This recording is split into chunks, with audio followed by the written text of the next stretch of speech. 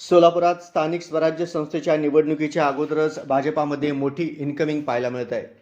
निवडणुका हे लवकरच जाहीर होण्याची शक्यता असल्याने राजकीय हालचालींना वेग आले आहे.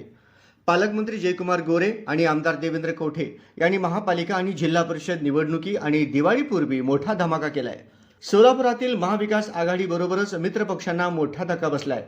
शिवसेना, राष्ट्रवादी काँग्रेस आणि काँग्रेस या पक्षातील पदाधिकारी व तसेच माजी नगरसेवक यांनी मुख्यमंत्री देवेंद्र फडणवीस आणि भाजपा प्रदेशाध्यक्ष रवींद्र चव्हाण यांच्या उपस्थितीत पक्षप्रवेश सोहळा पार पडला आहे. यामध्ये सोलापुरातील दिग्गज माजी नगरसेवकांची भाजपमध्ये एंट्री झाली आहे.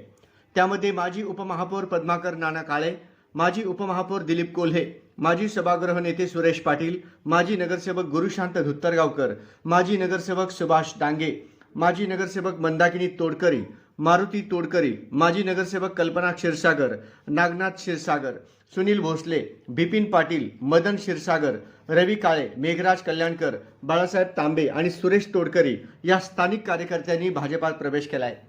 दरम्यान काँग्रेसचे माजी आमदार दिलीप माने, माजी आमदार राजन पाटील, माजी आमदार यशवंत माने हे देखील भाजपच्या वाटेवर असल्याच्या चर्चा आहेत.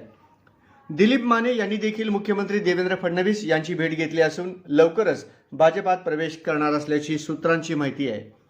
माजी आरोग्यमंत्री तानाजी सावंत यांचे मोठे बंधू शिवाजी सावंत हे देखील भाजपा पक्षात प्रवेश करणार असल्याची माहिती सूत्रांकडून मिळत आहे.